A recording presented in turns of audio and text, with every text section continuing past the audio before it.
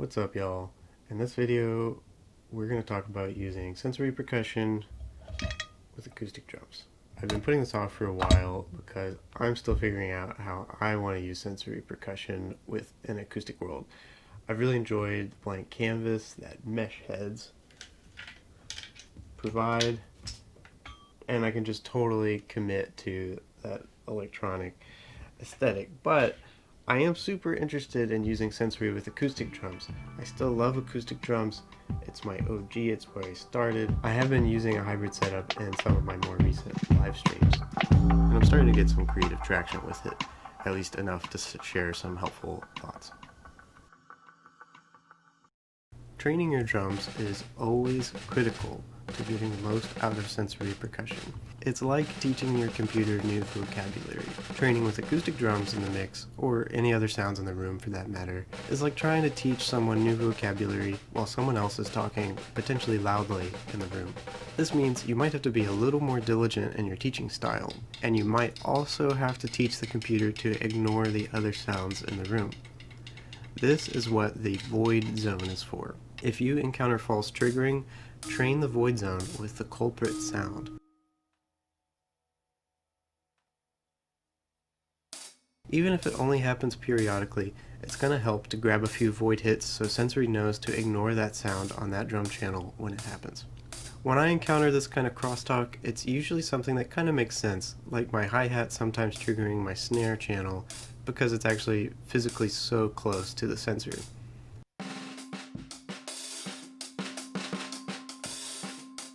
I'm also all about the experimental technique of embracing this sympathetic triggering for some kind of bonus material.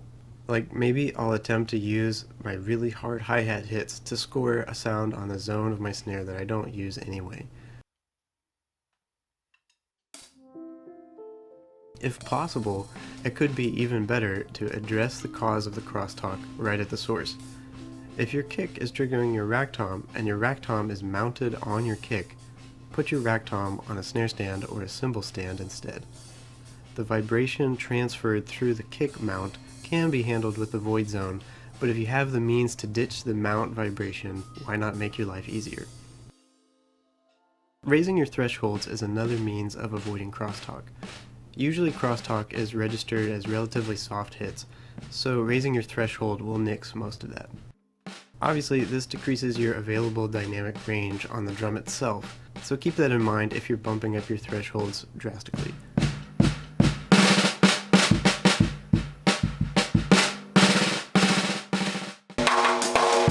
Your drum's tuning has a big effect on what sensory perceives as well. A ringy drum is going to be more prone to double triggering, and this can be minimized by taking your sensitivity down. Blue transients are what sensory is choosing to ignore based on your sensitivity setting. I have mixed feelings about this because I love a good exaggerated buzz and what magic can come when sensory picks all of that up. But you have to balance the accuracy of sensory percussion with your desired drum sounds. This is an ethical dilemma that only you can solve. Do I make sensory percussion do the best it can with my ideal acoustic drum sounds? Or do I change my acoustic drum sounds to maximize how much I can squeeze out of sensory percussion? Obviously, some sort of compromise between these two extremes is going to be the most productive. But also, keep in mind that you are free to not utilize all 10 zones of the drum or even have a sensor on a drum at all. For instance, I love a cranked bop rack tom that's practically a timbale. That ringiness is tricky to train sometimes, but it doesn't have to be a showstopper. Do I really need 10 zones of electronic sounds triggered from my timbale? Maybe I should just use the rim zones for something, or just utilize controllers from this drum, which we'll get into at the end of this video. If you free yourself from this fictitious need to be able to generate a universe of sounds from every single drum in your set, you'll find some spaciousness with some of these technical challenges. I have a 4-piece drum setup here with sensors on all the drums. In sensory, I basically just set up an electronic version of the drum set, samples on each drum that correlate to the acoustic sounds, kick on kick, snare on snare, etc. I have this loaded up in the Sensory Percussion plugin in Ableton Live, and I could record my acoustic drums and these electronic sounds all in one fell swoop.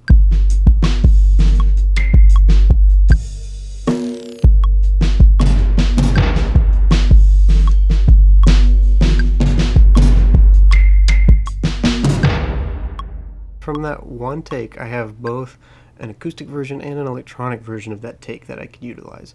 I could use these in the standard, like use samples to beef up your sound kind of thing, or I think it's a little more interesting to use them for different parts of a song or to augment the acoustic drum sound. For instance, maybe I just want to use the acoustic drums for the verse, and then I could switch over to the electronic sounds for the chorus.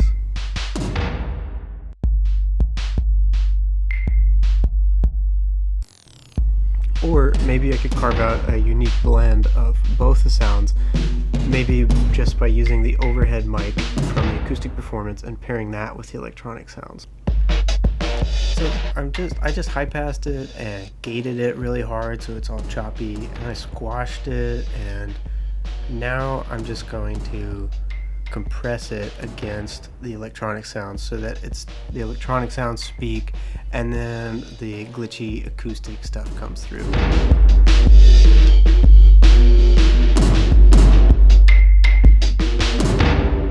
If you've spent time programming electronic elements of a song, you know that a little modulation goes a long way in making something come to life.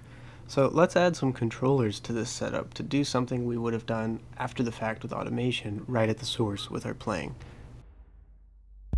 So something that strikes my ears right off the bat is that these long subby kick samples could use a pitch envelope. So I'm just going to do that with an envelope controller.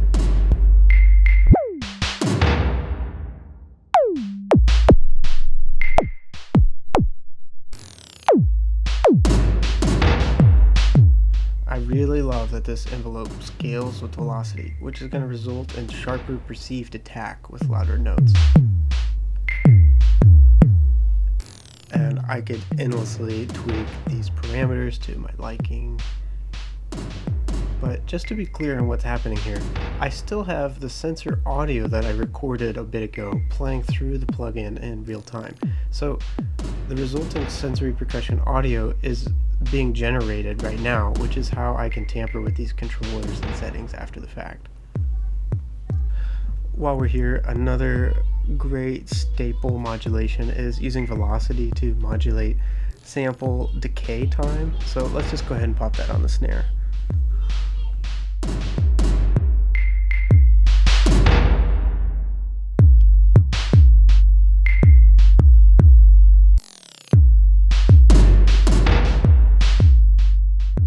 Okay, we could keep going on with this, but hopefully you get the idea. With just adding a few controllers, we can add a ton of nuance to this electronic side of the performance that would have been painstaking to automate. And we just extracted that all from how we played the drums. What a powerful workflow. So in Mesh Head world, you're probably familiar with this kind of sensory percussion convention. Melody on the rack tom, chords on the floor tom, and then, kick and snare and snare. I think this is a great setup for tackling melodic and percussive stuff all at once with mesh heads, but on an acoustic kit, it doesn't feel quite right. And I think that's because you use toms, usually, to play fills. And the way you would play fills is not the way you would play melodies and chords. So an easy workaround would just be to take these melody and chord samples and put them on the rims of our toms. That way we can separate playing our melody and chords from our normal tom function.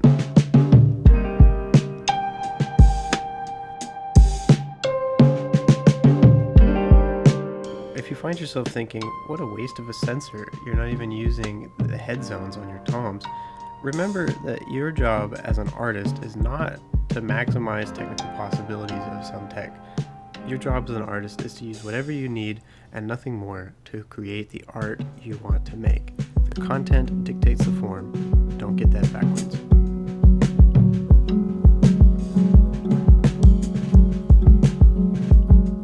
Even though sensory percussion is insanely powerful and can do so much more than this, I still think it's an ideal choice for the adventurous electronic musician, just because it's so flexible.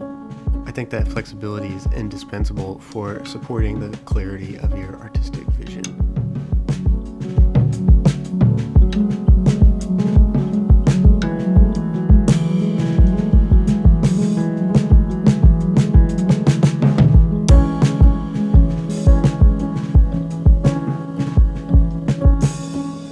So even if you're going hyper-minimalist and only using a handful of zones to trigger sounds directly, you can still leverage more of your kit through controllers. So working with this cycle of chords on the floor tom rim, I have this high-pass filter set up on the sampler, and I'm using a velocity controller from my rack tom to modulate the cutoff up, which is going to pull out a lot of the bass and mids. And then I also have a velocity controller on the floor tom to bring the cutoff back down.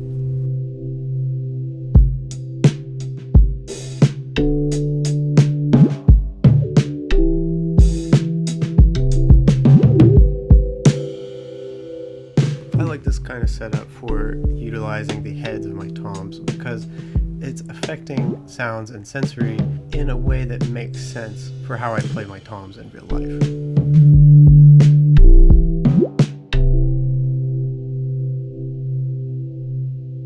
Okay, so another great staple of classic sensory percussion configurations is triggering bass notes with your kick.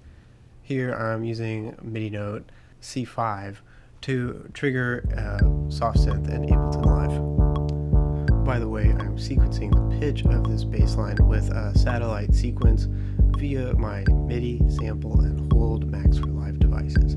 If you have Ableton Live Suite, you can download these devices free from my website. Obviously I'm a little biased, but I'm a pretty big fan of this workflow, which is why I made them.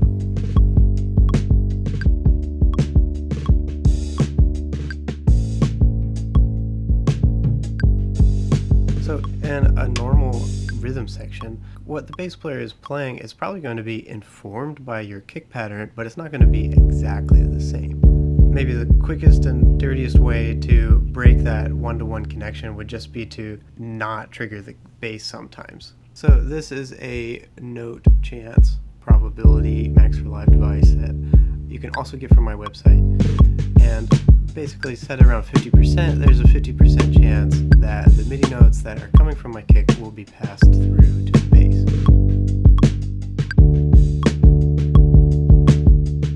I think this does a ton to help the rhythm section breathe and not just feel like the bass player is a robot tied to my drums.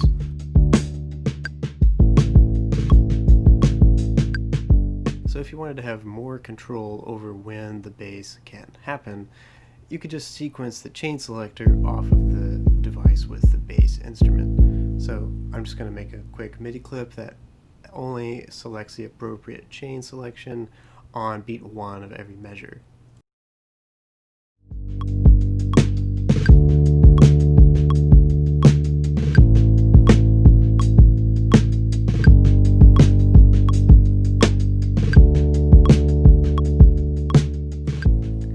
If you really want to jump into the abyss, you can journey into the land of using a single drum hit to generate more than one note. I can make a whole video on this topic alone, but for now, for the sake of time, I just threw this Max for Live melodic steps device on the chain. It's a really nice device for triggering one-shots with incoming MIDI, and fun fact, the pitch of the MIDI will transpose the sequence. Pretty cool. Now we're tapping into a wholly other rhythmic source, but still controlling it from our drumming. That's it for this video. Thanks for watching. I'll play this out by combining the past two examples.